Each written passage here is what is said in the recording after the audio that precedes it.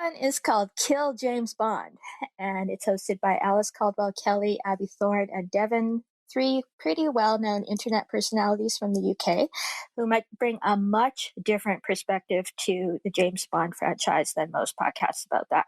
So, Karen, this podcast seems a little more thoughtful.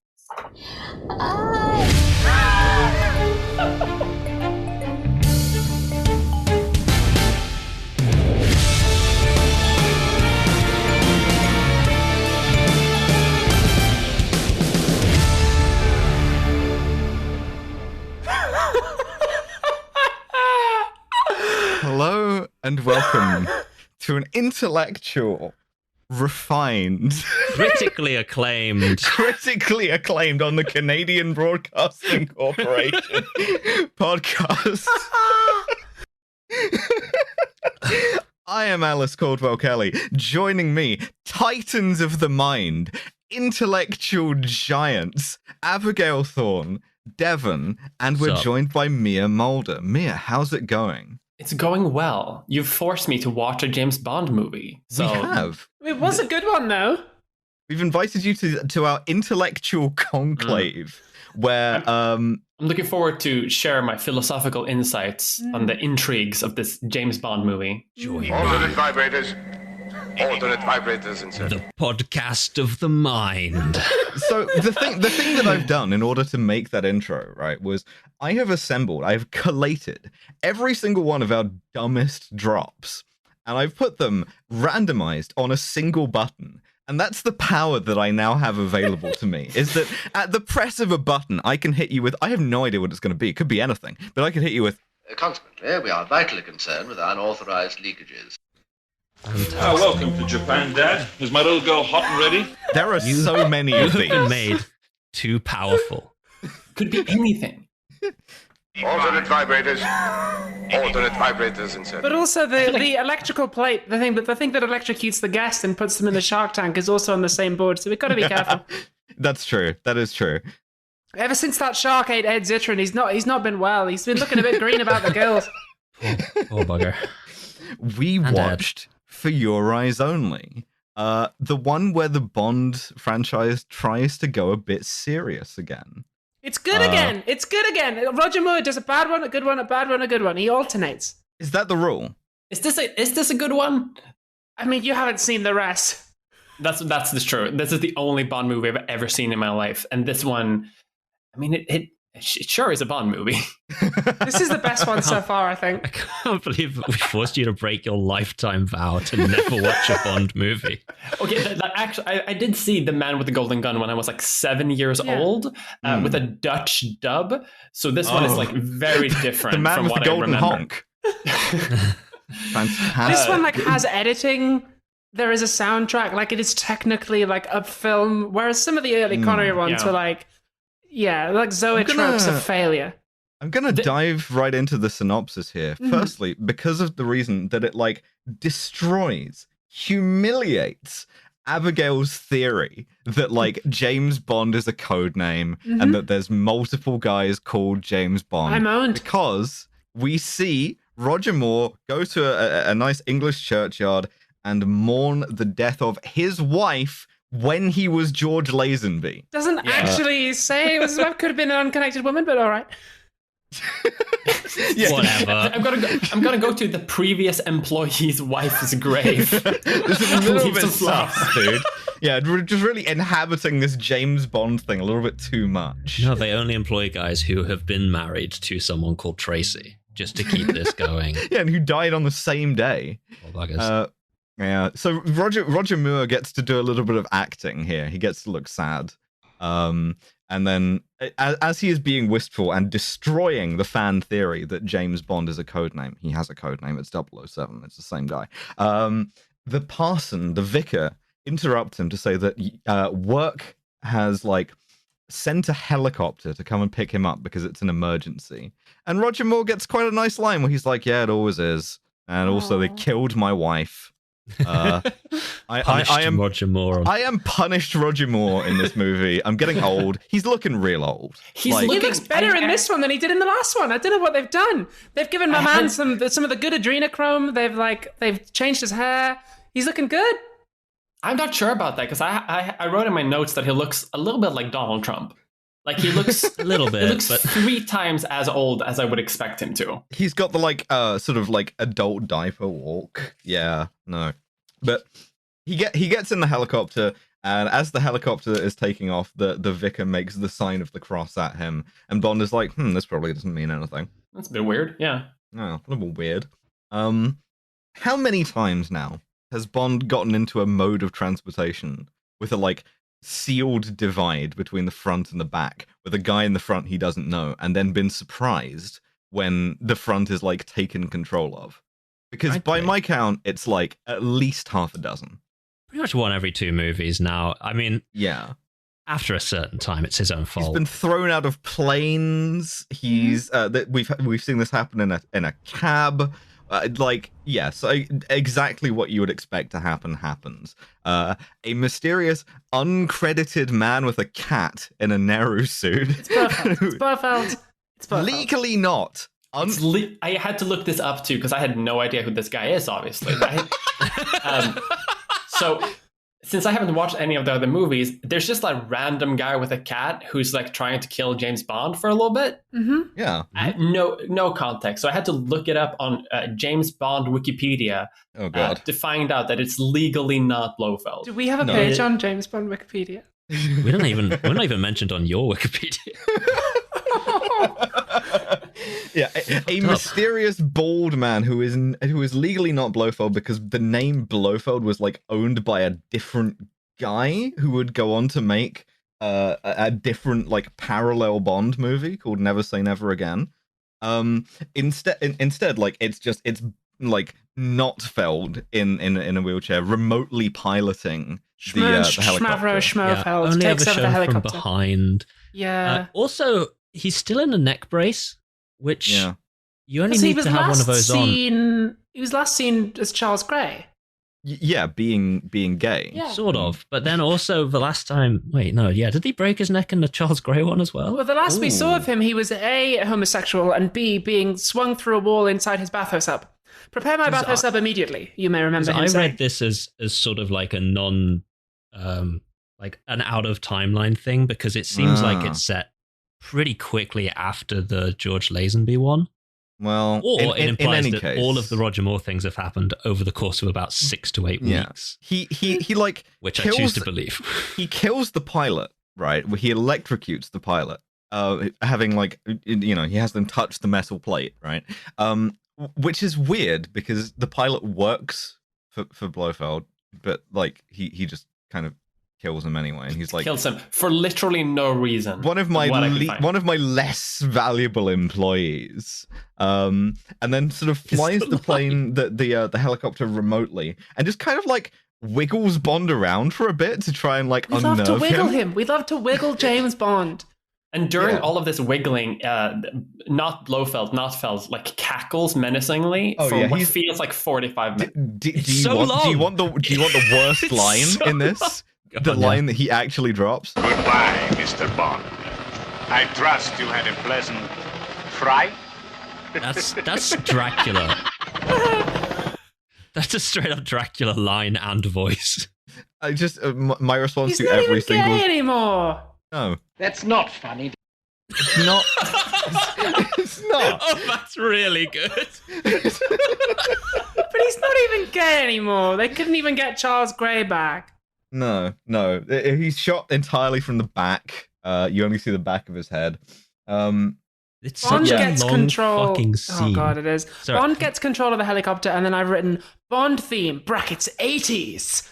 Well, no, not yet, because Bond first has to do his disability limit break. He has to like exploit opponents' disabilities. So he gets control of the helicopter, chases down Blofeld, spears Blofeld on the ski of the helicopter, and then Blofeld delivers a frankly baffling line. He tries to like negotiate with Bond, and We can do a deal. I'll buy you a delicatessen. Stainless steel.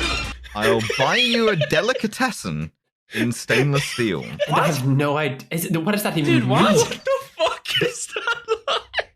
Now, the reason Like this a is restaurant? in is because is because Cubby Broccoli believed, I think falsely, but he believed that the 1930s mobsters would bribe each other by buying their friends delicatessens. And he was yes, put this in the 1980s Bond movie. A reference that audiences in 1981 will be sure to go, yes, of course. Yeah, of course. The delicatessen. Let me look this up on the internet, which doesn't exist. So call my library's reference desk so I can ask somebody who has a job at a library, a thing that existed then, why Blofeld would say, I'll buy you a delicatessen in stainless steel. So then Bond wiggles him around for a little bit. Yeah, he does. There's no cackling anymore. No. And he drops him down a chimney. He Fred Dibners him. He straight up kills Blofeld. Just going out like Fred Dibner. He drops him down a smokestack. And you gotta understand, you gotta see how confusing this is for me, because this I'm is watching the your movie, first exposure to James Bond, and he has killed a man with a helicopter. He's killed a disabled man with a helicopter by dropping him in a chimney. That's a pretty good introduction. And then the movie starts. Yeah, because this is not relevant at all. It has nothing to do with the first 10 minutes of the movie. Yes. I was legitimately worried that this was a continuous series where I had missed an episode. Oh my god. So that's fun. Fully irrelevant. So the reason why that scene was written was because this was written at a time when Roger Moore was considering stepping down from being Bond. So this was sort of written for a potential new actor to try to tie him back into the series. Yeah, one Timothy Dalton. This script was written for Dalton, and we'll get to that later. But first we have... Are you aware of what decade it is? They really wanted Dalton to be Bond, because they considered him for this, but they also considered him as a replacement for Sean Connery in the first place. Yeah, but he was 9. What if He these was motherfuckers groomed as a child to be so James Bond? And we'll get to the Dalton movies, and I think they were right to do that. But anyway, are you aware of what decade it is when this movie comes out? Because it's the 1980s, and you were gonna learn that from this title sequence. Sheena Easton. And again, you're gonna be astonished by my doctrine here, but this is my favorite Bond theme so far. Hands down. It's gay. It's gay, baby. It's gay. I like the beeps. I like the beeps a lot. There's I really like the beeps. I like the synth beeps. The lyrics are, you can see so much in me that's new. I never felt until I looked at you. And my notes here say, why am I crying? Genuinely, there is I definitely something didn't get the about same thing out this of this movie. as you two did. There's a vibe about this movie. Me and Abby have found that it's gay. It's gay. It's gay. It's gay. It's a gay movie. But I'm not going to say it's the best Bond theme, because it's not technically, not at all. No, it's not Shirley Bassey, but it's definitely the most emotionally affecting to me because it's got the beeps, and I like the beeps. You gotta have the beeps. All right, so. Now we have upset that we only got 2 properly 70s mode Bond films. That's true. We got Live and Let Die with the make on the white pimpmobile thing. And then all the music from The Spy Who Loved Me was firmly 70s. Yeah. And now that's it. Now we're just a start of the decade, 1981. We're just right in there with we've got synths, we've got Sheena Easton, we've got weird colors. It's cool. We've got gay stuff, but we're not allowed to call it that because we've got Section 28. So, as ever, right, we've gotten to what we've seen as sort of the high watermark for at least the Moore movies, where they stop coming up with new scenes, right? And so this movie is a remake of a remake of a remake.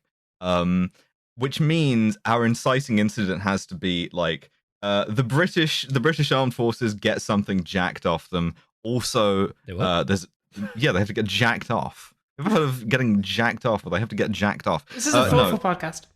That's true. That is true. Balls, Q. So I hate that you have that button so much. Consequently, we are vitally concerned with unauthorized leakages.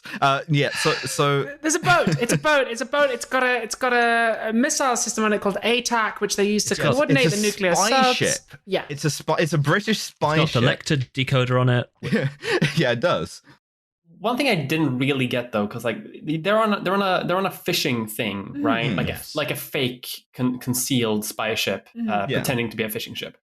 I was confused if they're doing espionage or if they're coordinating missile subs from there. It's both. They're doing both. Why are they doing both? Because you can walk and chew gum at the same time. Yeah. And because you have to have that cool visual of the guy going down through the superstructure of the shitty trawler and then going into the nice clean air-conditioned control room. Where they have the Lecter decoding machine, or whatever the MacGuffin is called this time, the ATAC. The ATAC. I did make a note that this boat has to be like a TARDIS of some kind, because that ship is way smaller until they enter that control room. Yeah. Which is like a small once it's building. sunk and Bond goes into underwater, it's suddenly huge. It grows several sizes when you put it in water. Spoiler like alert, it sinks. And the way that it sinks is they haul in a sea mine. And just picture the, sea mine from either Minesweeper or Hot Fuzz, depending on your generational touchstone. They haul in that, it touches the hull, thing explodes, boat sinks. They try to, self-destruct the ATAC, but the guy can't reach it in time before he is, horribly drowned. Yeah. And so now there's a British decoding machine just at the bottom of the ocean. I think it's later revealed that this is actually just an accident. It's not like this was arranged by Spectre or anything. This just kind of happens. There's kind of an implication otherwise later, but so. But then Gogol's back, baby! Gogol, our boy, the man himself in his office with the big chair. The head of the KGB. Oh, comrade, it's very late at night. However, I am doing a large amount of sex to this blonde woman, so I was awake anyway. I love General Gogol. He's so good. It's like, oh, we should try and obtain the decoding machine. And then, of course, this will be the point where we cut back to London, and then he goes to Spectre Island, and there's a guy on it called Red Grant who he hires to try to get that Lecter decoding machine for the Russians before the English can get to it. And also Bond meets a sort of kind, heavily accented father figure that helps him out the whole time. Also, there's a scene where he's met in his room by a woman who comes out of a shower. Also, it's the same movie! It's one film. We're making one film, different settings, sometime, every time. It's the same fucking movie again! But I mean, normally we would cut back to M and we'd do this exact same scene with Bond. But this time, fucking dead. Yeah, M sadly, Bernard Lee is dead. So instead, we go to Greece, where there's a sexy lady who goes. There's a sexy lady who goes to meet her father, Jeffrey Epstein, who is whose first line, incidentally, is "Give you a nut." Intellectual podcast. Yeah, he's a marine archaeologist. He's going to be dead in 2 minutes, so don't worry. But this sexy lady goes to meet her father, who's a marine archaeologist, on a boat in Greece, and then her parents both just get fucking iced. By the person who drops her off. Yeah, this Cuban guy flies her in and then machine guns her parents from the same seaplane. So Jeffrey Epstein and wife are compromised to a permanent end, and we see this beautiful woman, their daughter, sort of swear revenge. Also, Jeffrey Epstein has a parrot. This will be important later. Yeah, he has a talking parrot. It's crucially important. Yeah, he has a talking parrot. Yeah, give you a nut. Intellectual podcast, critically acclaimed. So anyway, we're currently doing our fast-witted scene-by-scene analysis that we're so well known for. That was a swim review.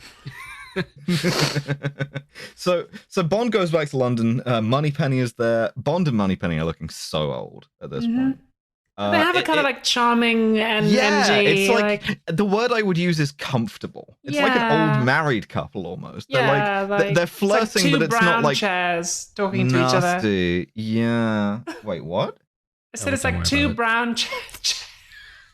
Please explain that in detail. It's just like old furniture. They're just kind of old and comforting. They just they both belong in my grand's house. Like it's just kind of like I can see it. I see. I get it. Yeah, Bond is less of a danger now, and it's more kind of like charming. All right, he's like an old man who's no longer dangerous. Yeah, you can write the next scene yourself, because the next scene is Bond. What do you know about MacGuffin? Well, sir, everything. Only it doesn't have M in it anymore. So it has like some cunt. Some cunt doing a fucking Julian Fellows voice. Like, I say, rude. Bond, what do you know about MacGuffins? He's just like rude to Bond, which is like normally we would like. Yeah. But the long and short of it is there's this computer system that controls Britain's nuclear missiles sitting at the bottom of the ocean. If anyone fucking finds it, then all our nuclear missiles are buggered. So we hired this fucking marine archaeologist secretly off the books to go and find it for us because he does underwater shit. But he's now mysteriously dead. So Bond, go and find out who killed him in Greece. Go to Corfu and find out what's going on and who killed Jeffrey Epstein. Well, they know. I think they even know from that scene who killed him. Yeah, they know who the Cuban hitman was, and they know where he is. And Bond's briefing is like, just go to next location and apply pressure to this man to find out who hired him. So Bond goes there. It's actually not Greece. It's Madrid. He goes to a villa outside Madrid where this guy is. And we get a little shot of some women by the pool, which we're going to talk about for the next hour and a half. Yeah, shall I do a quick reading? Do you want to do a quick reading of what the little Amazon trivia thing that pops up next to the screen says during this entirely unremarkable shot of like a pool full of women in bikinis? Yeah, it pops up in the corner. It says, General Trivia. One of the Bond girls was played by Caroline Cossi, also known as Tula, who was later revealed to be a male-to-female transsexual. She appears as one of the poolside girls in a white bikini. This is quite noticeable in the ungainly walk. Now, let me tell you, listener, it is not. I posted a clip of that scene without highlighting who she was, and pretty much every girl in it was guessed at least once. Yeah, it's impossible to tell. It genuinely. And also, she's in this movie for like 3 seconds, but it's that, honestly. Yeah. She was also like a professional model. Like... And this wasn't advertised. Outed her. The Sun outed her. After this movie obviously, came out. they're much better now. They wouldn't do anything that evil. Yeah, now. I haven't looked at them in a while. I imagine. I assume the British media has a great relationship with trans people, especially trans people in the public eye. I have not checked. I will not be checking. That's right. I am looking forward to a future Bond movie where we can have transsexual pool parties without controversy. Right. This is the kind of vision of inclusion that woke James Bond will offer us. That's literally what I had also in my notes, where it's like, because I could not. It's impossible to tell, right? So I'm just assuming that every single girl in that scene is actually trans. That is true. Every woman in this movie is trans. Anyway, well, so Bond... there's something a little bit, dare I say, hauntological about this, because when she was outed, the News of the World said Caroline Cossi used to be a man. That was the framing that they used. Nowadays, but they referred to her with like she and her pronouns, and they kind of gendered her correctly, but they said she used to be a man. Nowadays, I don't think they would do that. Now I think they would say male infiltrator. Yeah, now they would describe her as male. So I think we have in fact gone backwards. In that it would be considered politically controversial to refer to her as a woman now. That's just a nice little factoid for your thoughtful... Yeah, just a nice little thing to think about how the moral arc of the universe is long, but it bends towards justice, and it only goes one way. Anyway, so Bond, we're back to our noncing boy, James Bond.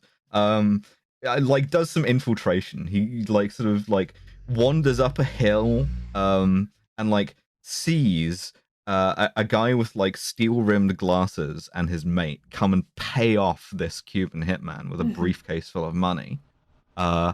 Whereupon Bond sort of immediately then does his next special move, which is getting himself captured. He just instantly. He's terrible at sneaking. He tries to sneak a bit closer to see what's going on, and he gets jumped. And then as he is being sort of led away, our Cuban hitman gets fucking got with a crossbow bolt in the back as he's diving into the pool. Gotta say though, I think it's pretty like a Chad move to have captured like a secret agent in your pool party, and instead of actually doing anything about it, just being like, just gonna have a quick swim first. Yeah. Oh, also Gonzalez's fit here is like those short shorts, which I really appreciate. Like that's so small. That's the inseam length that you want to see. So like in the confusion, Bond kind of escapes and he finds the woman who fired the crossbow bolt, who is Melina Havelock, the daughter of international nonce of mystery Jeffrey Epstein. And she's a fucking smoke show. 10 out of 10, dime piece. I listen. The first Bond girl in a while since Pussy Galore's Flying Circus that I've been turning the squirt bottle on myself here, but like she kind of looks a little bit like if me, Mia, and Alice all did the Steven Universe fusion dance. Oh god, you'd be so tall. Yeah. Very true, actually. Yeah, we'd be very tall. Jesus, absolutely. She's fantastic. I don't know. She's got dark hair. Everything. That's all I'm gonna say. No, she looks good. She looks good. Well, she's not American or blonde, so I'm afraid not. But good effort. Yeah, no, we're into the thing of like the transsexual Alice feelings of do I want to have sex with this woman or look like this woman? Porque no los dos. The answer's always both. Yes, the answer's always both. That is true. She looks like I want to look when I grow up, and if you tell me this actress is younger than me, I'm gonna kill you and then myself. Oh God, I don't want to know now. Bond takes her back to his car. And we get a brief scene of the car just completely detonating. That's the comic relief. It has burglar protected on the window and a little sticker. The guy tries to like break the window to get in, and it fucking goes up like an IED. And then later on, he was mad at him for this having happened. Why, Bond? What if someone tries to steal your car when you park it in like a city? Yeah. What if somebody just like lightly bumps into you? Yeah. James Bond's fucking vehicle-born improvised explosive device. Yeah, it's so fucking funny. So he's like, well, I hope you have a car. And then we come to another genuinely charming thing, right? Which is, I'm not sure if this movie invented it, but it's one of the earliest antecedents of it. It's something that the Bourne movies have done as well, which is chase in silly little car. And I fucking love these. It's the best car chase in the franchise so far. She's got a yellow Citroen 2CV. And they are immediately being chased by the evil spy cars, and you can tell that they're evil because they have the like yellow French headlights. And everything about this rocks, right? Like it's a great way of making James Bond sort of the underdog, is to give him the shitty, funny little car. So he has to outdrive them. He doesn't have any gadgets, and we get this such a good car chase. Incidentally, a little detail. He asks if he can drive before just taking the wheel from her, which is like she does Sean the first Connery bit and then would not have done. In fact, if you remember way back in Dr. No, it was a thing that Bond hated letting himself be driven by a woman. So there's your little sort of barometer of social attitudes now we're into the there's a really funny moment where in the narrow streets of Corfu, the henchmen get stuck behind a bus that's coming the other way, and they're like beeping and like they're arguing with each other. And one of the henchmen just like shoots his gun like in the air over the bus, and the bus is like, "Shit, okay, we're backing up." It's very funny. And the whole time, by the way, that shot is like the last shot of the entire car chase, because after this, the little like shitty car that Bond is in, that gets flipped over, and they just put it back on the road like when things happen. And I love all the cars where you can just do that. Yeah, just flip it back upside down. There's another great shot, right, where they sort of pull level with Bond in the 2CV, and he just like for a second he fully does the like OSS 117 like look to camera and grin, and it's fucking great. I just like that's the one time when I've got the smarm thing like on side for me, is being like, oh, you jammy bastard. It's like, yes, perfect. So there's something else that happens in this scene that I didn't realize had never happened before. But Bond makes a little comment during this car chase, he's just like something like, I love noted this too. Love a drive in the love a country, drive don't in the you? countryside. And She laughs at his jokes. She laughs at his joke. And I was like, oh, fuck, they've never thought to have that happen yet. Yeah. They've never actually had someone like his jokes. Because it's not at her expense. It's just a kind of like, it's kind of at both of their expense, I suppose. Yeah. It's just like a fun moment. Yeah. They have almost a little bit of chemistry, which is very weird. It's nice. This bit is nice. Yeah. It's a nice scene. So like they escape, and Bond sort of like tells her you have to like stay out of this because they're gonna try and kill you, right? And she's like, I don't want to. I've like sworn revenge because I'm half Greek, and that gives me a fiery passion. Please tell me you got the drop, temperament. Alice. Please. Oh, did I ever get the fucking drop? The Chinese have a saying.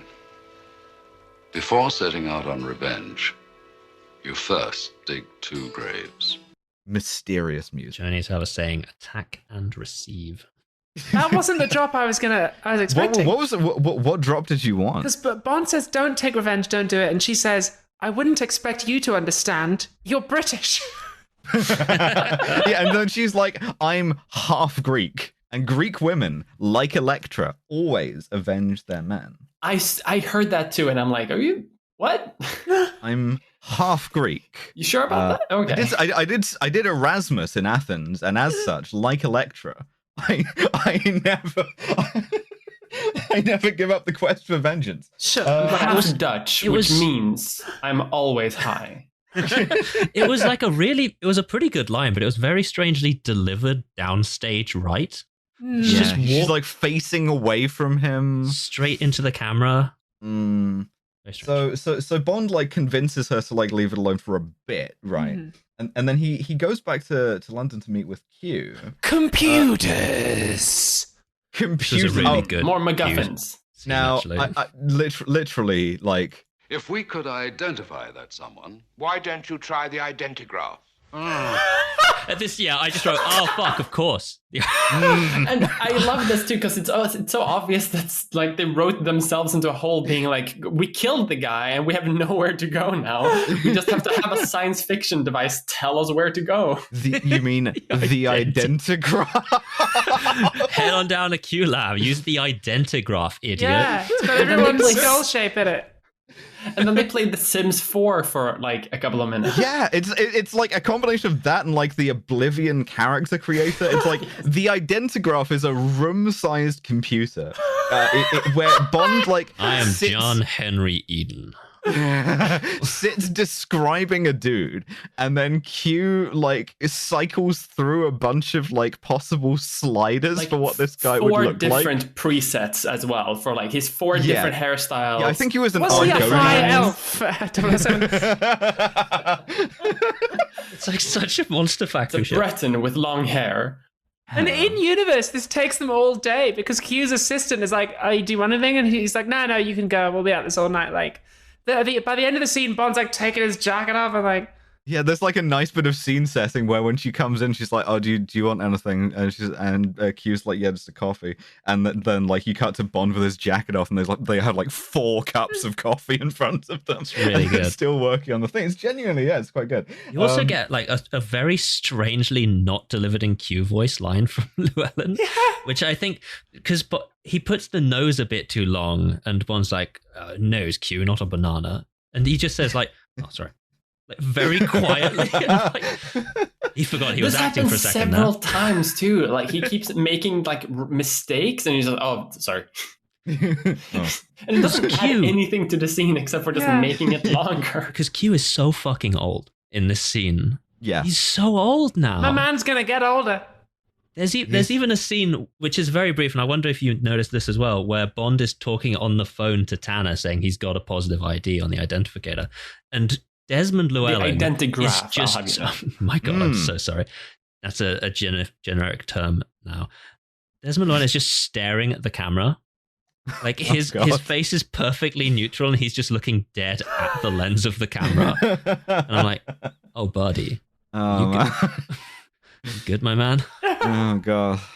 Do try to reverse the aging process in time, 007. Some of that VO5 shit, dude.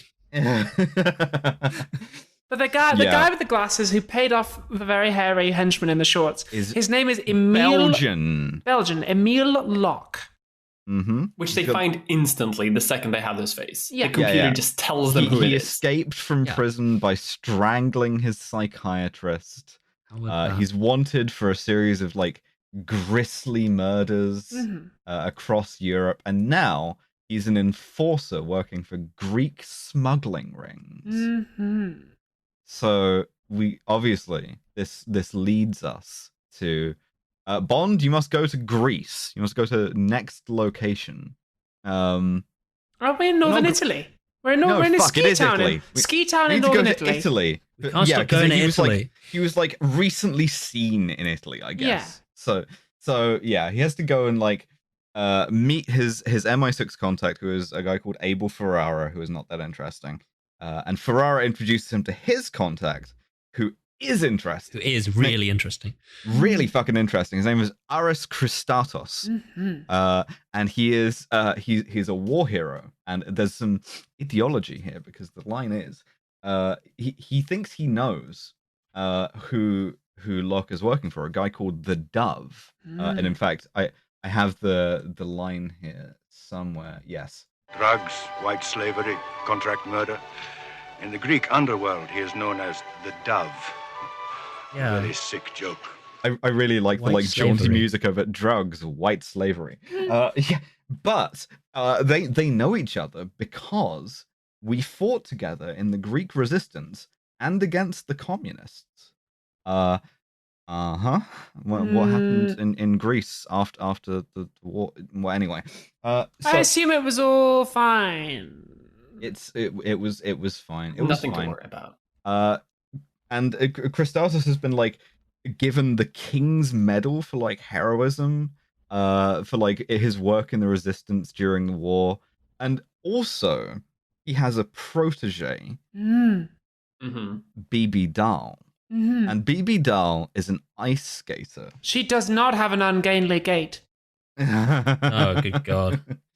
And I guess for the first time since Dr. No, we once again have a character in a Bond movie whose deal is horny child. Yes. Which is unsettling. It's fucked up. I had this in definitely in my notes that like this, she looks like she could be both 25 and 12 at the same time. Yeah. Which I'm is not quite sure which one they're like going for either.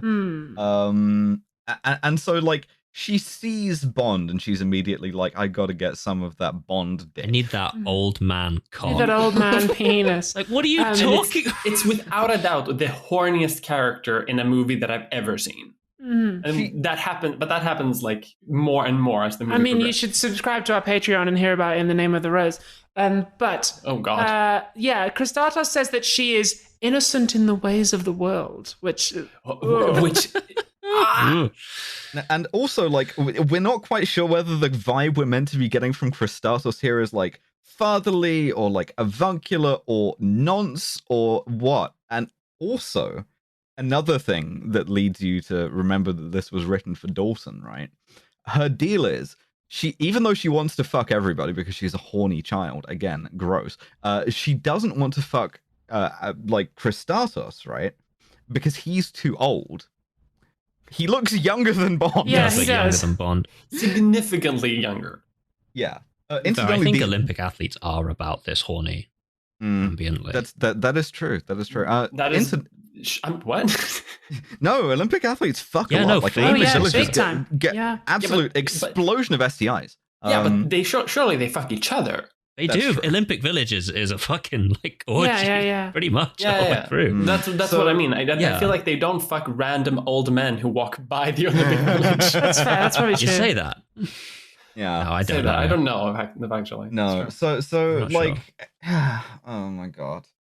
So find the dove and you'll find... Well, if you find Locke, you'll find the dove and he's the real bad guy. Yeah, you probably killed Jeffrey Epstein because remember, we need to find an underwater computer. Incidentally, the actor who played Christatos was actually like a shortlist contender for replacing Connery. Yeah. Really? Yeah, he's good. He's very charismatic. Good. Yeah. So, but Bond stumbles upon none other than Melina Havelock, who has, I guess, traced, done her own detective work and traced Locke to Italy. No, she got a note. She got a note, allegedly from James Bond. From James, yeah. You're right. I forgot this. Yes, but alas, it was not from James Bond. It was a trap. And as she is purchasing, you can tell by the ungainly supplies. Cut that out. No, absolutely not. Absolutely not. So as she is purchasing crossbow supplies, because she lost her crossbow on the previous. She lost her crossbow on the previous one, so obviously she's like, new location, new crossbow, baby. What do you got? Well, you can't take a crossbow through airport security. Well, you can probably you? could in 1981. You probably could. Yeah, even then. This is before 9/11. You can take anything on a plane. If it's declared, I'm pretty sure you actually can still. And it's not explosive, so it's perfectly fine. Yeah, it's not water. So a couple of guys on bikes try to run her down. Bond saves her life by grabbing the safety barrier from the outside of a car park, and he hits a guy with it, and it makes fully the go to horny jail noise. Bonk. Bonk. It was a really good bonk. Yeah. He bonks that guy to death. And he flies away. Yes. He only semi-bonks the other guy. Yeah, he bonks these two guys, and then he has to go spend some time with BB Doll. First, there's a very touching scene where Bond takes Melina away on a little sled and is like, for the second time, please stay out of this. You're going to get yourself hurt. And she's like, no, I'm half Greek. I must take revenge. And he's genuinely quite sort of caring. He's like, look, I know this is difficult, but I am a professional at this. I wish I could tell you more. And it's actually quite a sort of touching scene. He's aged into it a bit, or he is technically kidnapping a woman at this point, because he has bundled her into a sled, and then every time she says, "Okay, stop the sled," he tells the guy "Vai avante," and the guy looks back over his shoulder as they're sort of making up after arguing. He's like, "Oh, amore." Which is wild also, by the way, because they're not I'm not picking up romantic vibes here. If I was a driver of this, I would be like, I'm calling the police. This man's a kidnapper. At best, kindly uncle. Yeah. But so I want to go a little bit further back, even slightly. Because during the motorbike thing, Bond sees Velas and nips into a flower shop to sort of escape from her sight. Yes, he does. While he's in there, he just orders 12 white lilies as something to do as a front for why he was in there. Then when he goes out, he knocks one of the guys on the motorbike through the window of the flower shop, and the lass tries to give him the flowers, and he goes, "Send them to the funeral." And this was fully my Union Jack parachute moment where I just put my head in my hands and went, "Oh, you daft old bastard." Yeah, this is exactly the vibe that I had for this movie. It's, "Oh, you daft old bastard." Yeah, so great, fantastic. Bond puts this guy in horny jail, kidnaps a woman, and then he has to spend some time with BB because he's been asked to escort her by Aris, protect her. And what I have here in my notes is Bond refusing an opportunity to nonce ? Yeah, so he finds a blonde American who's very horny in his bed in his hotel room. Completely naked under the sheets, by the way. Yep. Yeah, and she's an Olympic athlete. And she's like, "Let's shag."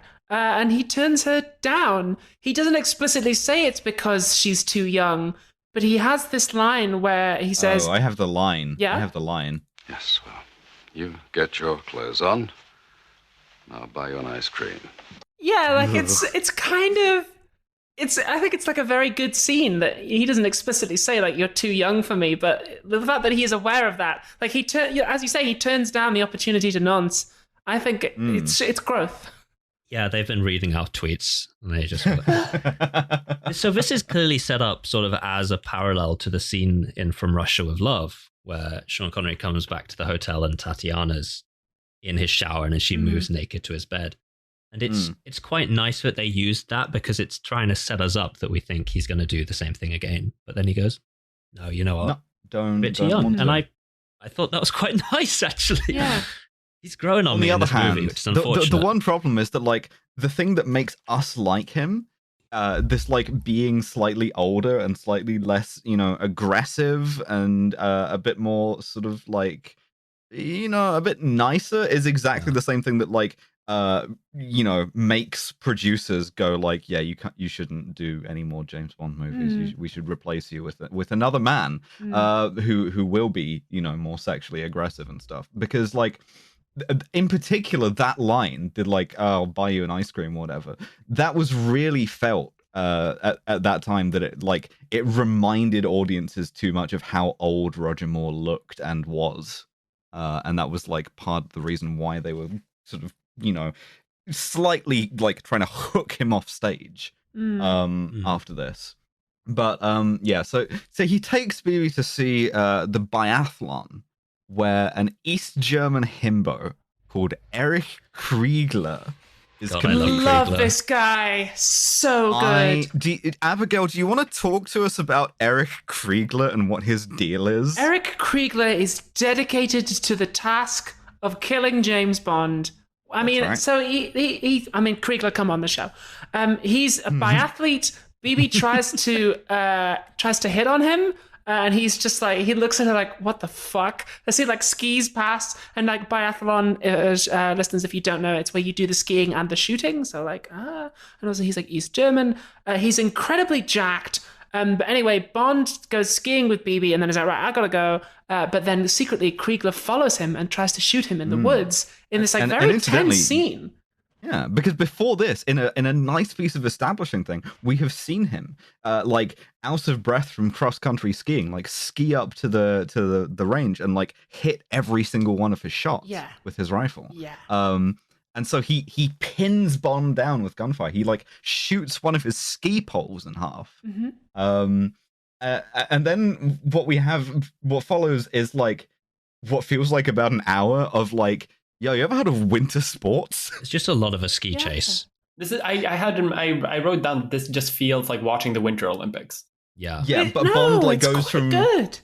No, but it sort Bond of is, like, was chased. supposed to feel like you're watching the Winter Olympics, Yeah. because this was made in the aftermath of a Winter Olympics in the USA. So the interest in it was at an all-time high, so they thought they'd set it in a Winter Olympics location. Yeah, so Bond tries to escape from the Piz Gloria, where Blofeld has been perfecting his vaccine. Sorry. So Bond tries to like escape. Like he like skis, and then he goes down like a bobsled thing. He has to fight some guys in an ice hockey rink. Wait. That hasn't happened yet. Yeah, wait, hold Like on. he does a bit of like a ski chase thing. There's a tense bit where like he gets into a ski lift with a bunch of civilians, and they're also there. Then he skis, like he pretty much takes out all the henchmen apart from Kriegler. Bond skis down a bobsled run with Kriegler on a motorbike behind him. Then So they both crash. Like first of all, like Kriegler fires his rifle empty, then throws his rifle at Bond, then picks up his motorbike and throws it at Bond. Yeah, he goes full One thing- Wario My mode. man hates James Bond. One thing we're gonna learn about Erich Kriegler is that he has one move, and it's lifting stuff over his head and throwing it at James with Bond. both hands. But he's And never very said a word to Bond, but he fucking wants him dead. And I mean, I know who I'm nominating for the Kronstein Rosette, but like, Yeah. Also, Bond gets in a fight on a ski jump. Like he's being chased by Locke, who has like an astounding fit of like a fur hat. And incidentally, if you go back and pause, the guy on the ski jump behind Locke is dressed and looks like exactly like Luigi. He's wearing an all green ski suit with a green cap and a mustache, and he looks exactly like Luigi. Okay, I'm looking this up now, and if this delivers, it will be the episode art. It is one. I'm not even sure how you would look it up. Like, I mean, I guess I can try and find it in the actual thing, but it's the ski jump scene. But the guy standing directly behind Locke in that scene looks like Luigi Mario, plumber, mansion owner, amateur Ghostbuster. He looks like Luigi. Hot He dog. does. Also, one of the henchmen in that scene, a young Charles Dance. That's right. It's fucked up seeing Charles dance young. Yeah, full head of hair. I saw him and I really figured that I was like, oh shit, this is a new character? It's just not. No. He's just there for a few seconds. So Bond escapes. He goes to see BB again. She's like practicing ice skating with her like trainer, Miss Brink. And like I've written down in my notes here, Kriegler gay ? Because like the one thing that she says about Kriegler is, yeah, and he never takes any interest in girls, which I took to be like a heavy implication that like this man gay. But it's also possible that like he's just like his only love is like killing Bond. But I think to a 1981 audience, the read there is this man gay. I don't know. I've heard about gay people from the film Diamonds Are Forever, and don't they typically mince and make a specific kind of homophobic noise? Yeah, Kriegler does not make that noise. So something else in that scene is that Locke is wearing a white dove pin. And he later kills the guy and plants it on him. Yeah. Which is important. Yeah. He kills Abel Ferrara, the guy who we didn't care to mention very much. Oh my god, he looks like Luigi. Oh my god, he looks exactly like Luigi. He looks like Luigi. He looks like Luigi. That's a man who looks like Luigi. He's dressed like Luigi. He's got the hat. He looks like Luigi. Anyway. Right, carry on. So, but Bond survives one more like ice-themed assassination attempt where three ice hockey players like try to bully him. They just hit him with sticks. Yeah, there is one like earnest attempt of trying to kill him where they try to jam like the skate blade like towards him to do a bit of a slice, and then they just like pummel him with a bit of sticks while he chucks them into the hockey goal, and the score increases. Like there is a scoreboard that registers that Bond is doing points. So someone is sitting and like pushing a button. This is how I'm imagining this. Yeah, is not interfering. It's not calling the cops, but it's like really invested into just like giving Bond hockey score. Yeah. Well, I guess he like runs one of them down on a Zamboni. I guess fully expected like an Austin Powers sort of running over and like spreading out blood over the hockey. No, thing. that's on Her Majesty's Secret Service. All right.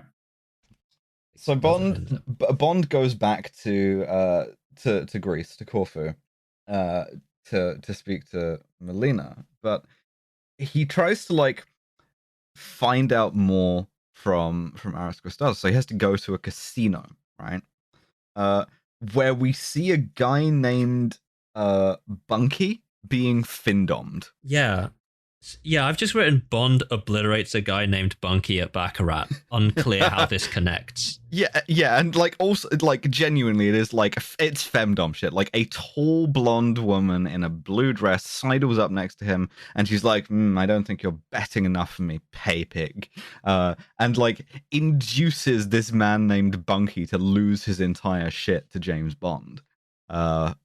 Fine, okay, cool. And this lady is allegedly the girlfriend of the Dove, who is the kind of the big bad. That's we have been told, who gambles with other people's money. Yes, he did. Yes. So Bond goes and has a lovely dinner with Christatos, which is quite funny. And Christatos, some ouzo.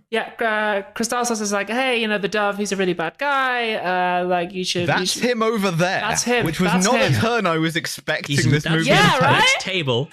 No, it was really good. Point, basically. That's him at the next table. It was from so us. good because you get Roger Moore being like, and where can I find the Dove? And he's like, yeah, he's there. Like, he's sitting over there. It's that guy being played by Topol. Yeah, by Haim Topol. Fucking yes, and like we see Bond like zooms in on him, and we see that he's wearing little Dove cufflinks, and we're like, oh shit, that's a fucking guy. That's the guy. Right.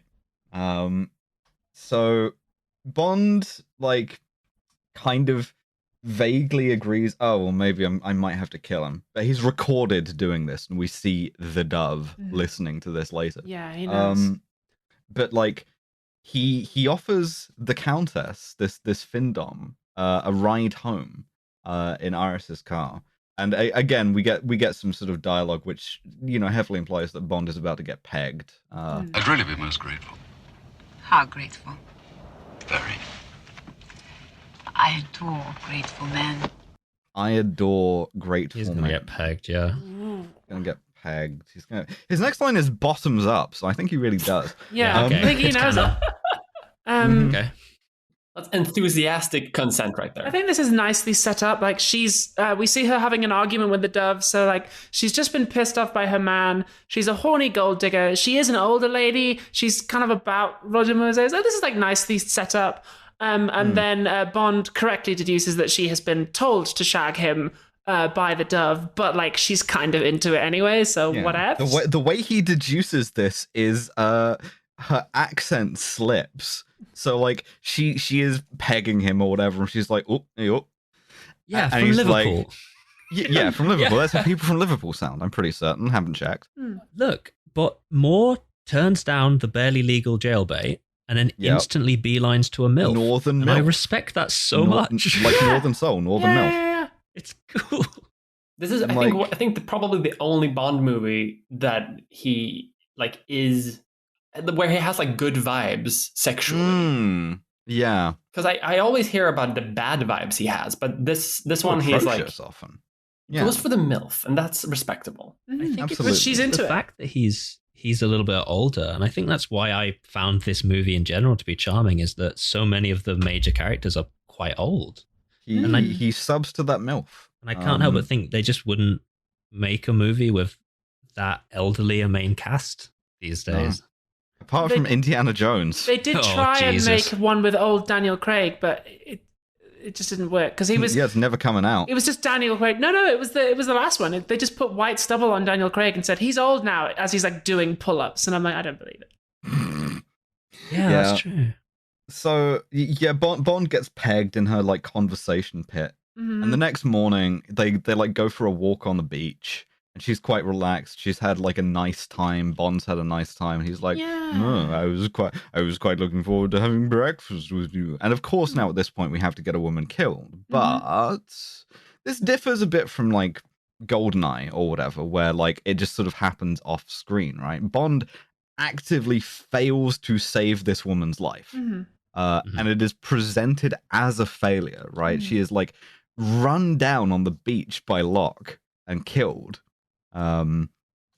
Whereupon Bond is captured by the men of the Dove, who we are told his name is Milos Colombo, which is very funny to me.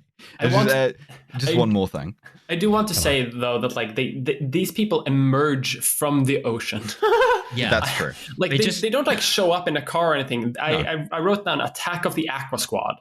Because they just like emerge in wetsuits. They've got little doves on the wetsuits. Yeah. The extras from Thunderball. where they just call him Columbo, so it's stuff like stopping Columbo will be difficult. Yeah, that is true. He gets you with the like, just one more thing. Yeah, you think he's he's about to leave, and he's not. And then he turns right around. You hate to see it. Yeah. So like, Bond gets knocked unconscious and wakes up on a yacht, where he gets to meet the Dove, who is like, it's Ali Kerim Bey. It's Kerim Bey. Yeah, it's Kerim Bey. This is a good twist. This was a good twist. I liked it. You think he's going to be evil? Instead, no. It is the like jovial Bond ally character has been rewritten once again, and so like saving his life, you are now his son. Mr. Bond, you have what the Greeks call thrasos, guts. It's Ali Kerim Bey. It's the first time I heard that, I did hear Thrusy. Yeah, I did as well. You have what the Greeks call thrusy. Bond. But it's really wholesome. Like they have like a real, just a comfy moment where like Bond is a bit like mistrusting a little bit. Like he thinks that this guy's bad, and he offers him some whiskey, and Bond refuses. Like, no, I don't. You're gonna poison me or some shit. And he hands Bond a gun. Yeah. And they just become buddies. Yeah, like he's like in front of a big map, and he's like, "Yeah, of course I'm a smuggler. I smuggle everything. I smuggle like, fucking pistachio nuts, gold. No heroin though. Not heroin though, because I've got a heart of gold. What about that white slavery? Not gonna answer any questions. Not mentioned. Slavery. Not mentioned.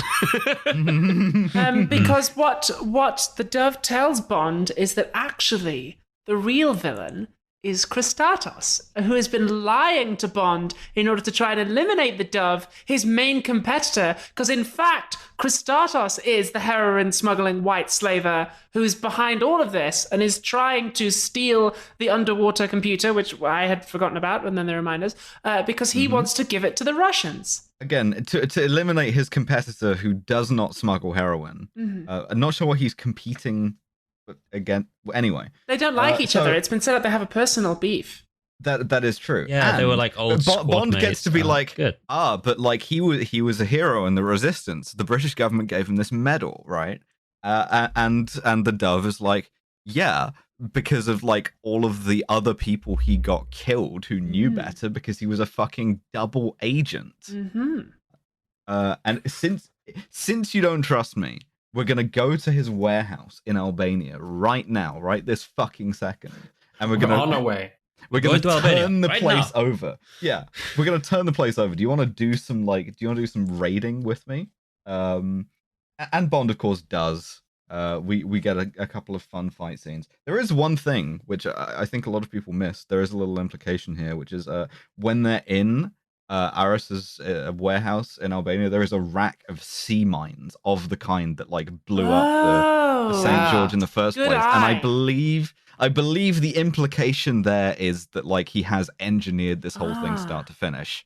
Good eye, Alice. Good eye. It's not explicit though, but it is there.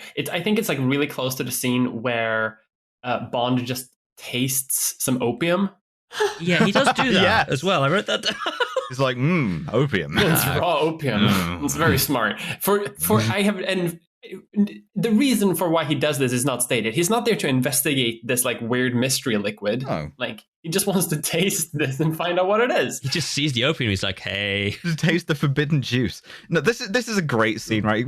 We get my favorite moment in the movie, which is they both save each other's lives in quick succession, and then like Bond jumps down from behind, and they both like pull guns on each other, and they get a moment of like,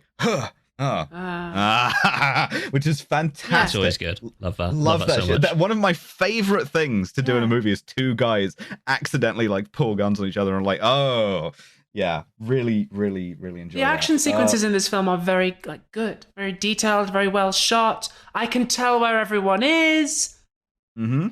Locke tries to like blow up the warehouse. Everybody escapes in time, and then we get to probably the funniest chase scene in this movie. Locke is driving like a Mercedes up a mountain road against the powerhouse that is Roger Moore, agedly jogging up a long flight of stairs. He does it. Yeah. He does it. He's going. He's not even going like. That could.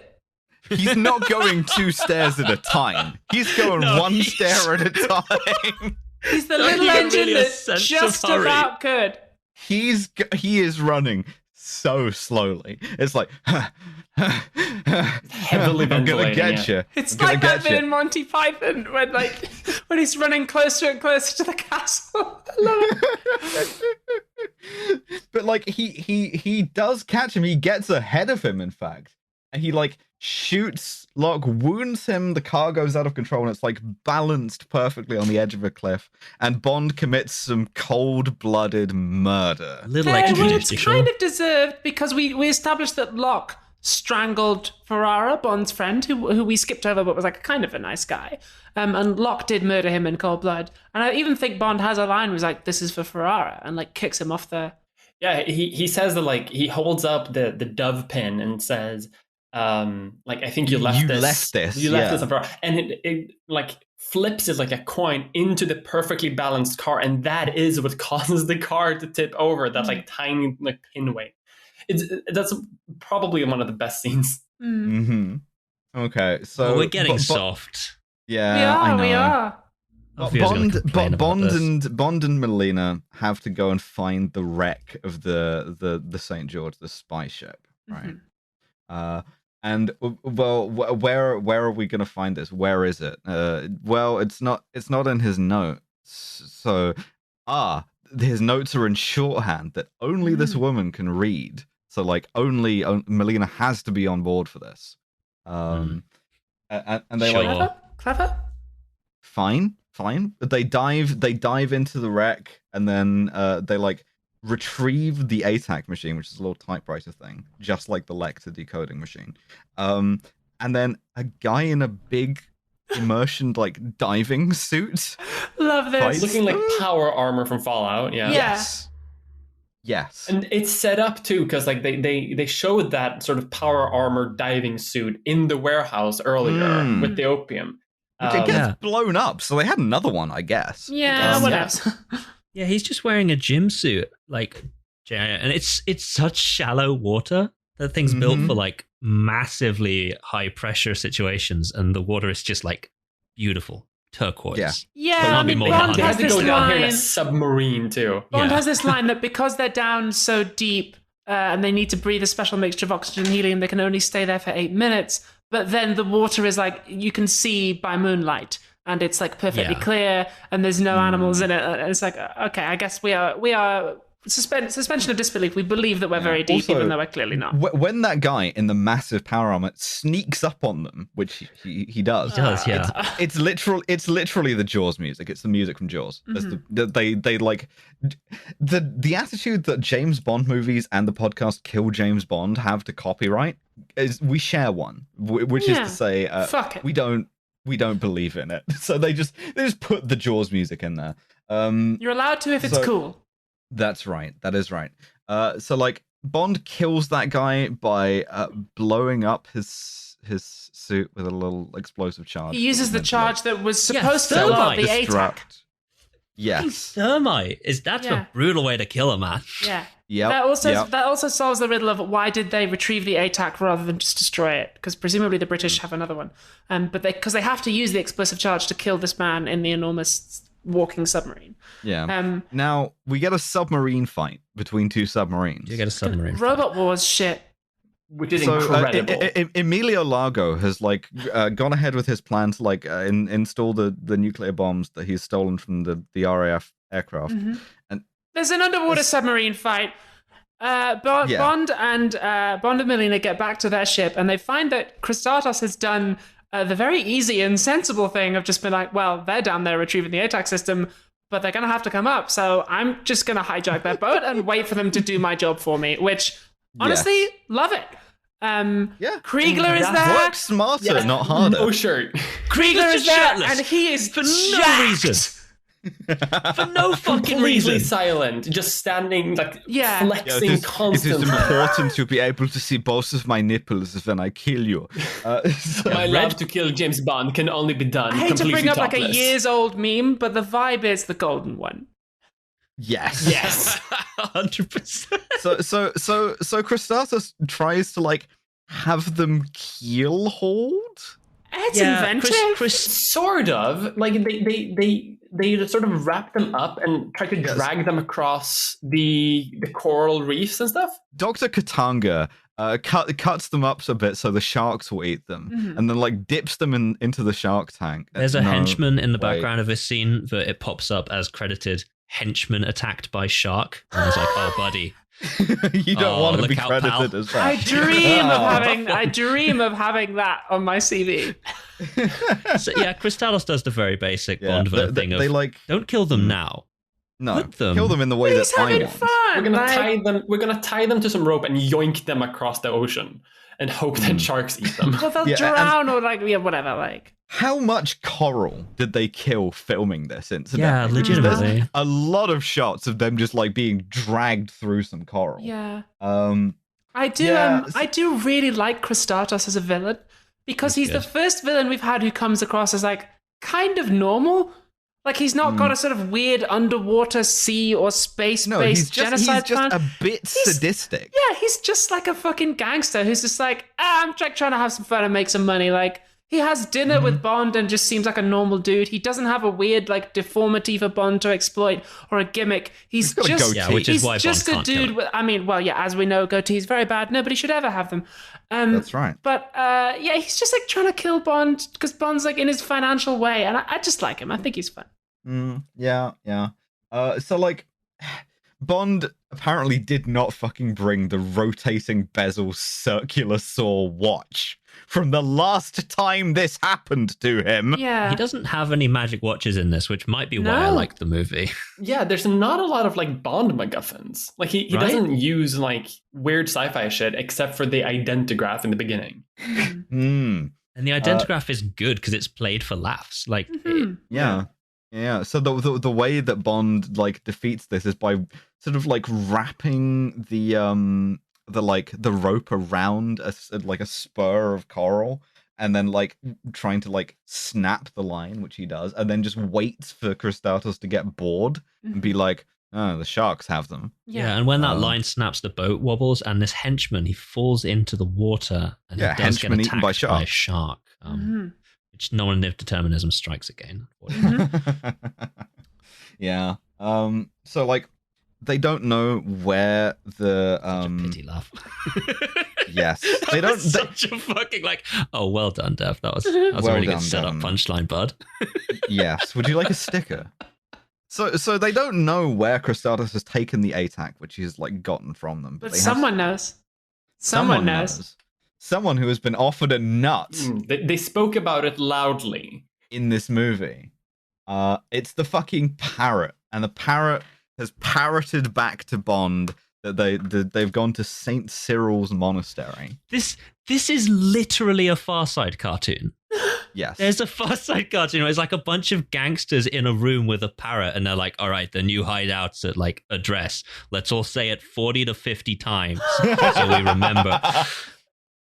So they have like a negotiation where the East German guys like, I'll take this and I'll just go away before and Kristatos is just like, no, like I'm gonna choose the location and you're gonna give me money at this specific location at this time at this location. Yeah, I'm going to go to St. Cyril's. And then Also- when we go to St. Cyril's, you're going to give me the thing, and I'll give you the thing at St. Cyril's.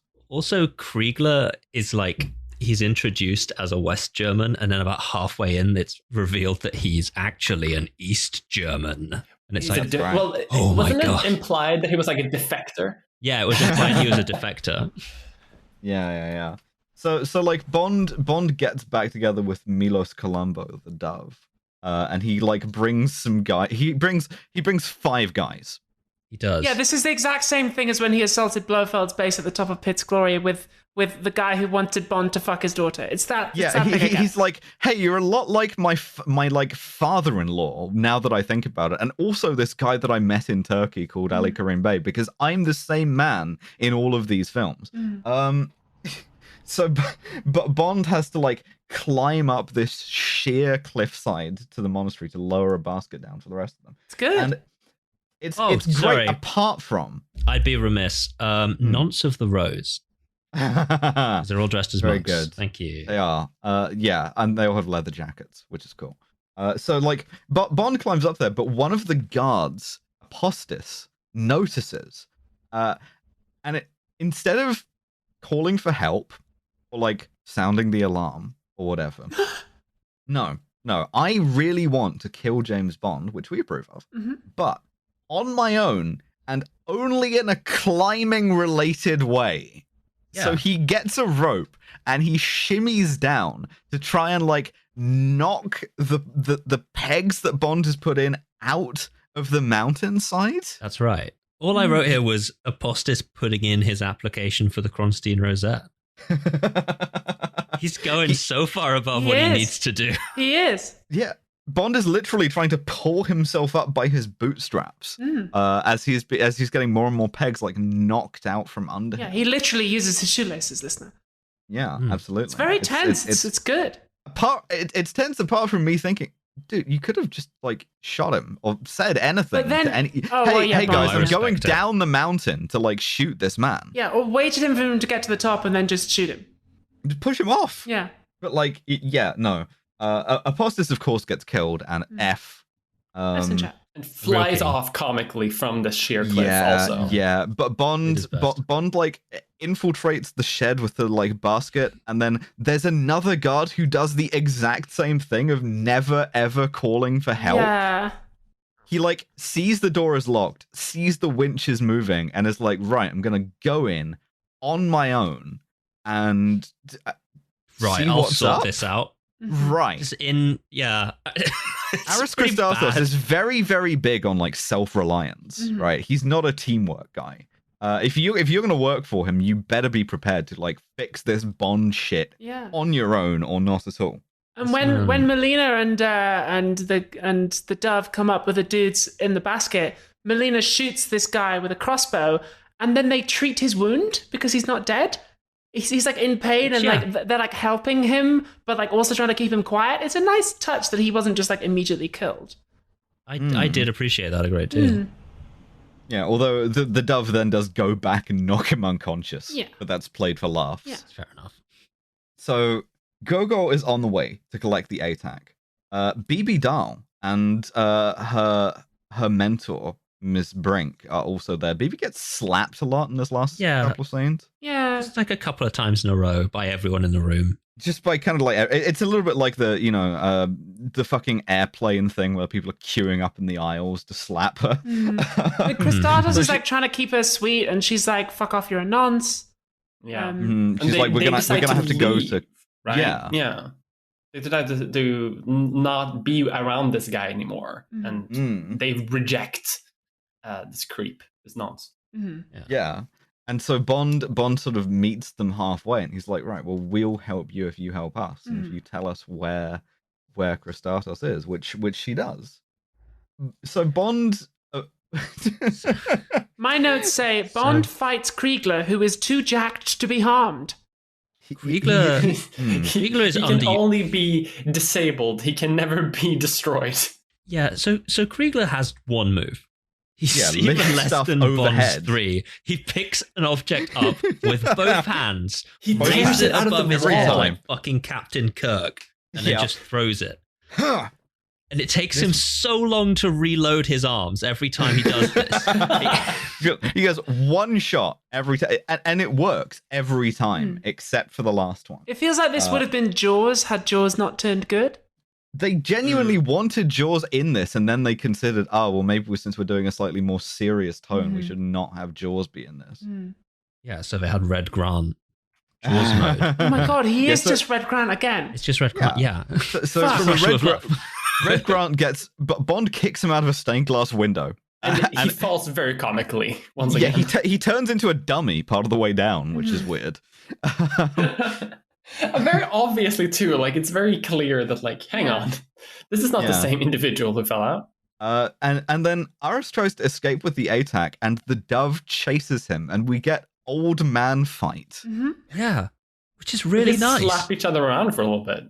Yeah, they're like, you're not as fast as you used to be, you old piece of shit. And then he's like, you're also old. It's like, yeah, great, this is cool. Sorry, I wrote, Kriegler goes out like a bitch, attack and receive. That is true. So the old men both like fight each other to a standstill. Bond grabs the ATAC just in time for General Gogol, our boy, to arrive. And Bond throws the ATAC over the side of the cliff, where it is destroyed. And the line is, That's détente, comrade. You don't have it. I don't have it. And like the absolute shagger that he is, Gogol not only stops his boy from killing Bond, which he could have done very easily, he just bursts out laughing. He's like, yep, you got me. Well, bye. I like it. Yeah.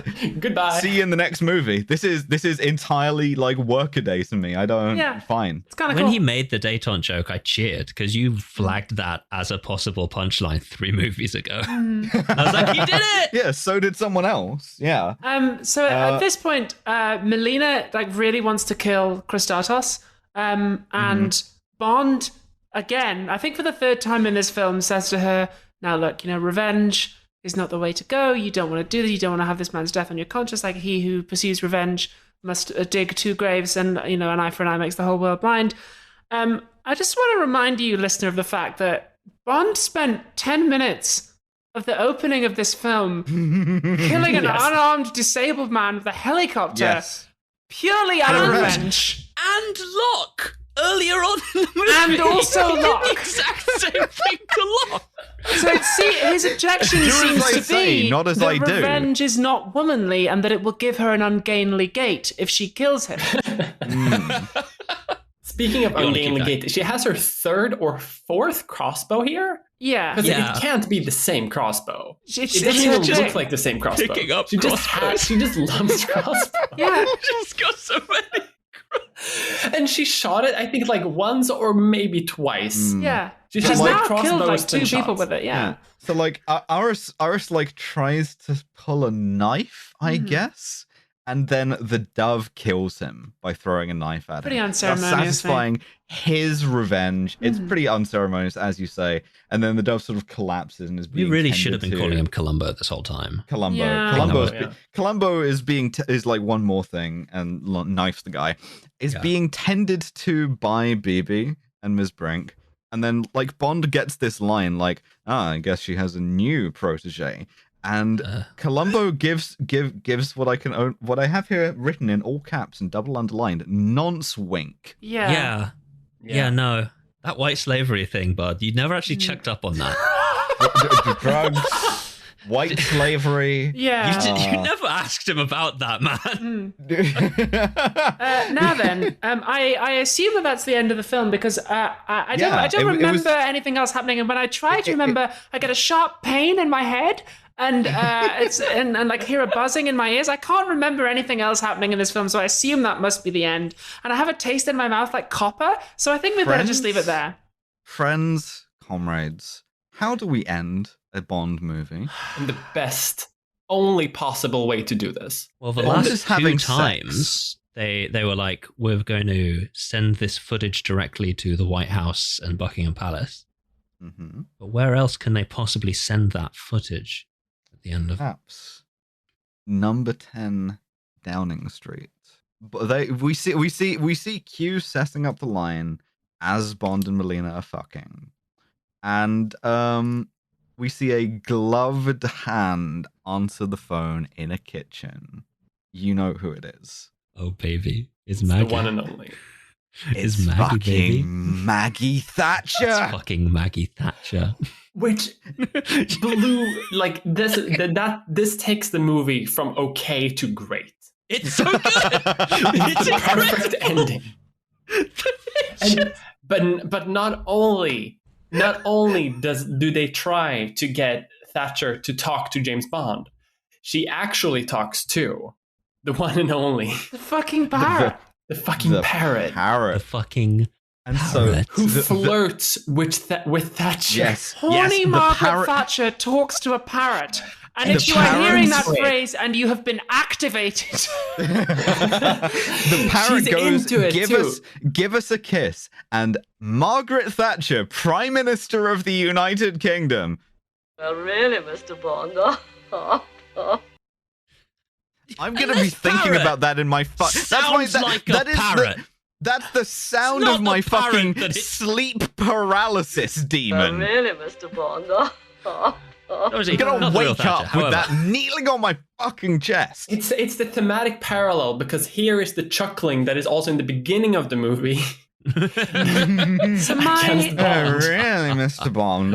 question is: are they making fun of Margaret Thatcher in this scene? Because it's Yes, Are they? but in an affectionate Yeah, they way. also have her useless, effeminate Yeah. husband as well, who's like very strangely played. He just like sidles in and limply waves at the camera. I don't. But are they making fun of her? Sort I can't of. tell. I think like it might be honoring.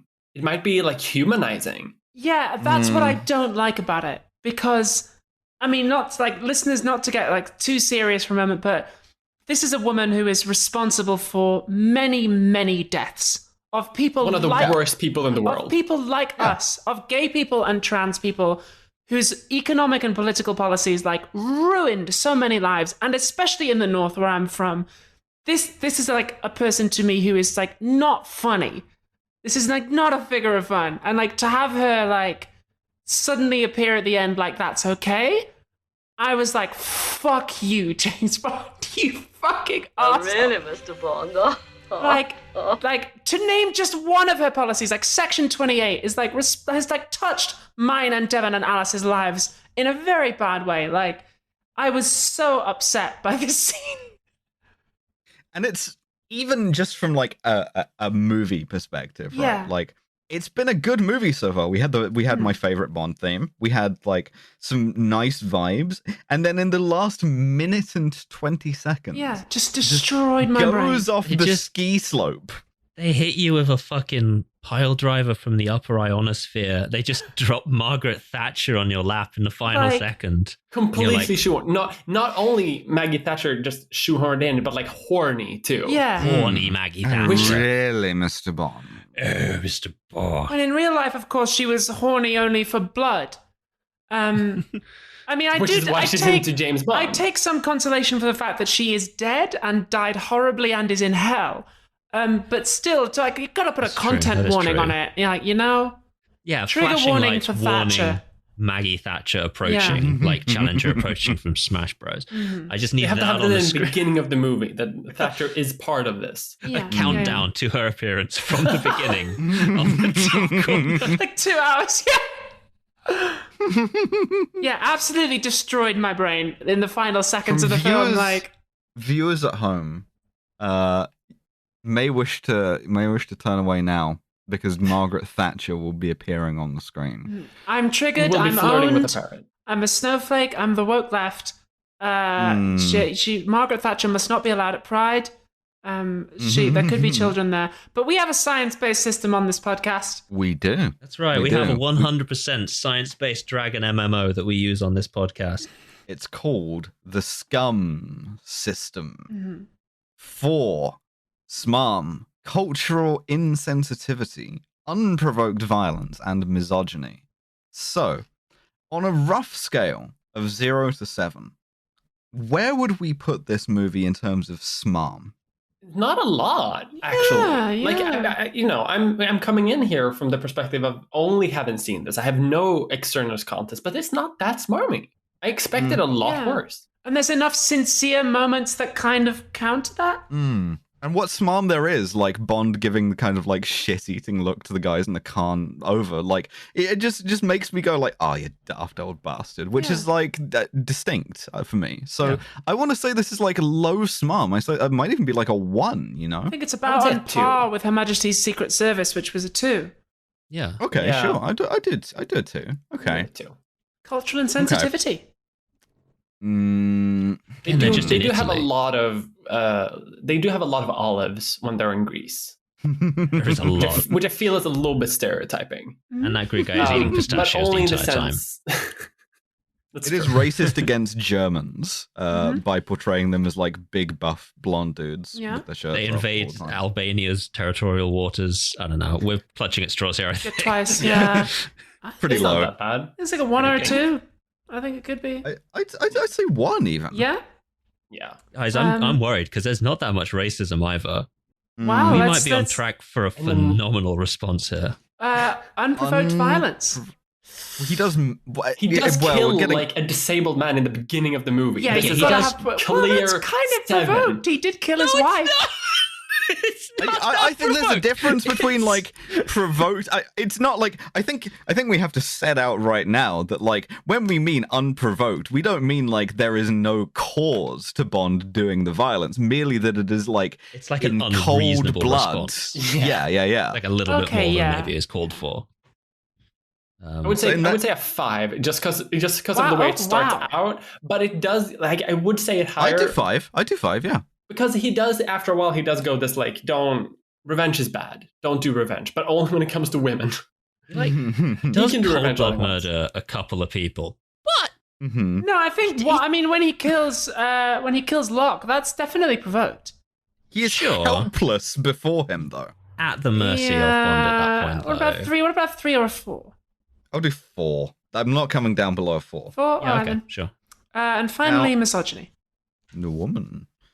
Absolutely 0. There's no little misogyny in this movie. None It's at all. such a remarkably small amount for a fucking Bond film, wild. especially for a Roger Moore Bond film. Yeah, Absolutely wild stuff. He actively doesn't nonce. Yeah. This is the most incredible thing I've seen in my I never watching expected it. career. I would give it a little bit of misogyny because he doesn't actually follow through on his promise of buying an ice cream. Yeah. No, you are right. That's So true. He lying doesn't to buy her women. an ice cream. Lying Yeah. to women there. They do still have sex at the end, which I didn't. I wanted them to sort of hold hands. There's a lovely scene where she's crying over Jeffrey Epstein and Bond comforts her rather than nonces her. So I want to give it a 1 or a 2. What do we think? I think so. Yeah. I'd go 1. Yeah. I do have a joke anecdote here. He does scare a lot of people at the transsexual pool party. Earlier. That's true. He does. He does scare a lot of women there. Yeah. Which, it's not a real misogyny, and he but it's there. kills the only guy who we've seen will hang out with a transsexual. Hey, you know what? He doesn't do would that. Oh no, you're Melina right. does. He doesn't even do it. Yeah, Melina does that. Is Melina a tough? Has to kill It's every trans probable. ally. We don't know why Hector Gonzalez took that money. Maybe he was doing it to pay for surgery. Attica.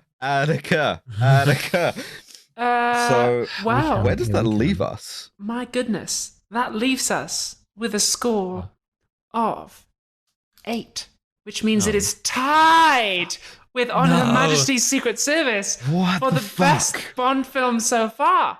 They nearly What the unseated fuck? Lazenby. The strongest telling me- Roger Moore by Roger Moore now has the most offensive and least offensive.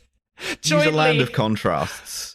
You are telling me that the joint least worst James Bond movie is the one that includes Blofeld going, "I hope you have a nice fright." Yes, I'm afraid It's so. objectively the best Bond movie. I also had a lot of fun watching this. I think overall it's a good enough film. The action is well Until edited. the last 2 minutes. Until the last 2 minutes when I had an aneurysm. And the first 10 minutes when you can walk in late if you get popcorn or whatever. But I think it's good. They learned how to make movies finally. I really want them to nail the next one. I know that given Roger Moore's past performance, the next one's probably going to have him doing blackface and committing a series of assaults. But it's because he alternates. He does something even more offensive, personally. It's not blackface. He does clown face. He invades clown spaces. It's fucked up. You can tell by the ungainly gait. You can tell because his gait's too gainly. Before we wrap this up, why does this movie give me emotions? Why did I like this movie? Why did I like the theme to this movie? There is something going on here. There's a vibe that I can't quite put my finger on. And much like Columbo, I want one more. I want to find out why I feel this way about this movie, and I don't know. I think I'm coming in obviously blind, but I watched some trailers for other Bond movies to sort of prepare myself with a vibe, and I think this is one of the few that isn't just outlandish. This is rooted in some sort of almost plausibility. Because in the one before this, he goes to space, right?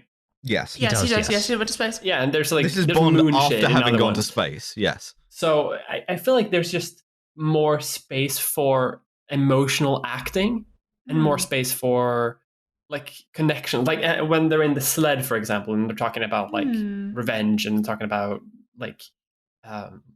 greater purpose, because he's also mentioning that she asks if his mission is more important than her parents, and he just comforts her in a bit. And I don't think that that's something that's really present in a lot of these sort of sci-fi thriller movies. In that sense, it's less MacGuffin-y. It's more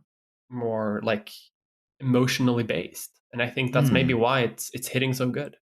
I think, and I hate to add so much credence to your opinions, Alice, but I think this movie was written for Timothy Dalton. Yeah, that's true. But there's something weird going on here, right? And I think what's weird is if you had done this with Dalton, it would have been a straightforwardly good movie, right? Minus the Thatcher stuff, minus the Blofeld stuff. I think Dalton probably would have had chemistry with Melina. I think that like the sex thing would be less weird. Mm-hmm. I think like BB wanting to fuck him would be less weird, but with Roger Moore, it's like it's a different animal because he's like, I don't know, there's an entirely different vibe that's not quite intended. And I don't know. I don't know how to explain this without getting like very sort of bodies and spaces. And if I ever accuse James Bond of queering anything, I want you to shoot me in the face. So like I'm gonna stop with like, I don't know. But like there is something here that like I can't quite articulate. And I'm gonna come back to it at a future time, I think. I think a lot of it is the theme song. The theme song is like is gay as hell, especially during Section 28. Like, yeah, maybe I'm an open book because I know you're mine, but you won't need to read between the lines. Like, it goes. Yeah, it's gay. It's gay. It's gay. It's the gay one. It's gay. It's the gay one. It's the gay one. I think my personal reason I like this. I think there's something else about it, but I can't quite word. I will also come back to this. But again, it's that they're all so old. Yeah. Right? Because like Moneypenny is looking downright gilfy. Just genuinely very homely, lovely lass. Mm-hmm. M isn't in it because the actor who played him has got cancer and is currently dying. Like Desmond Llewellyn is just staring into different parts of the frame every so often because he's forgotten where he is. And Roger Moore looking old as shit as ever. And it's such a strange feeling that this is a blockbuster action film starring people who are actively senescing before our eyes. This was like a safety film because the studio needed to like rescue itself after Heaven's Gate. So yeah, it took a lot of the main staff of the studio. Well, what are we doing next time, Alice? Oh God! Oh Christ! We're probably gonna have to do Never Say Never Again. That's not. Or is it Octopussy? It's Octopussy next. It's Octopussy is the one that's. Please, we're talking to someone who's going to be watching Octopus. Fingers crossed. Yeah. So we should. The next one is going to... James Bond will return in the name of the movie really is Octopussy. Yep. Yep. Get it that Octopussy surgery. That's the name of the film. To get rid of the ungainly gate. Octopussy. Mia, where can the people find you? God, that's a good question. I'm coming... Now by the very end, I'm just like... realizing how little I have contributed to this movie analysis podcast. Shut up. You've been great. It's been wonderful. Enter Mia's like description into the identigraph.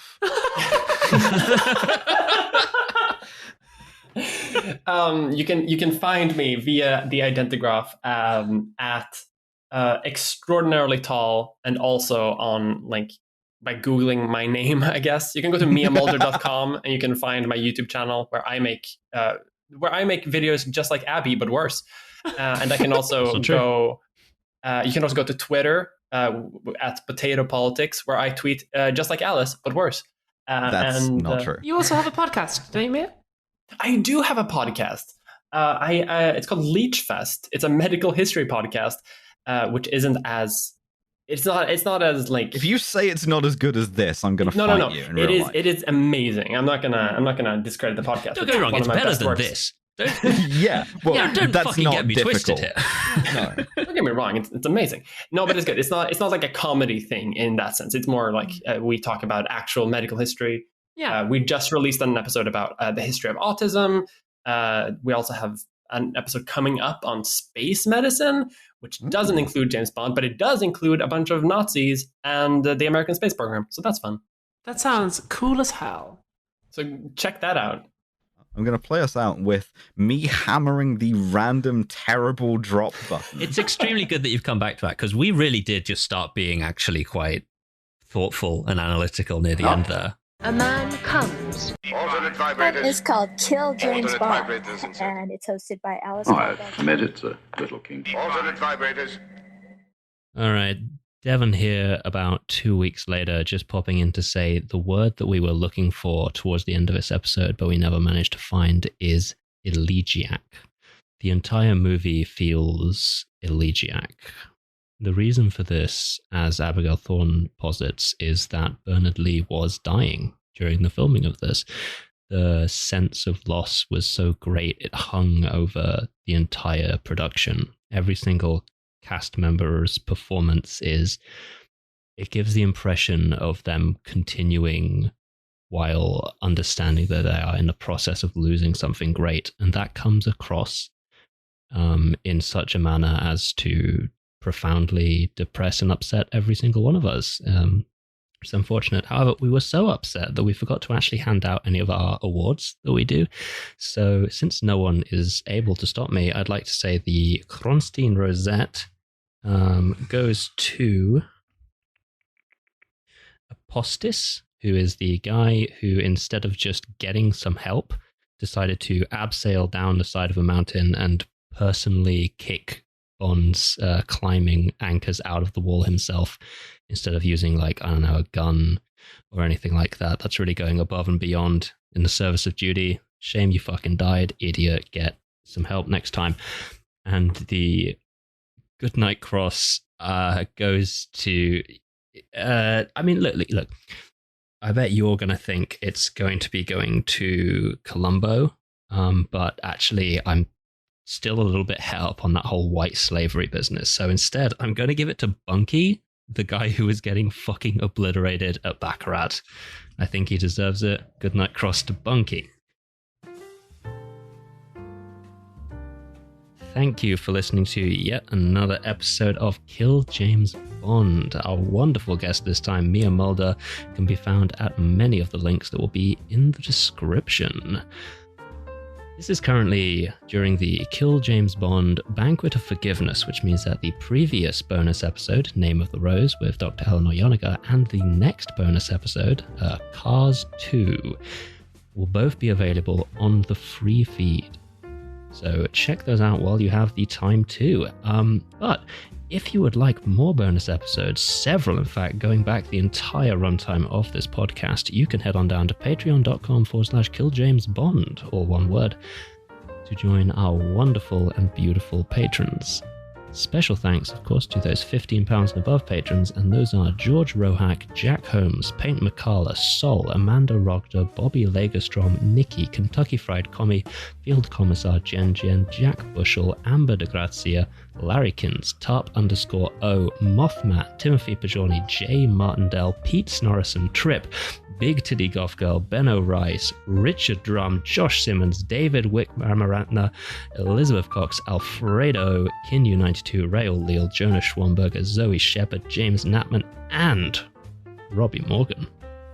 If you'd like to put your name in those hallowed halls, please run, don't walk. Patreon.com/killjamesbond. Yeah, I reckon that's all I have to say. Sorry, I'm really fucking drunk right now. I didn't realize that this was an alcoholic drink, but actually it turns out it was about 13%, and I just smashed essentially just a bottle of sake on my own. You can Kill James Bond will return in Octopussy later on. This has been Kill James Bond, starring Alice Alexander, Abigail Thorne, and Devon. Our producer, as always, is the wonderful Nate Bethay. Our podcast art is by Matty Lubchansky, and our website is by Tom Allen. See ya.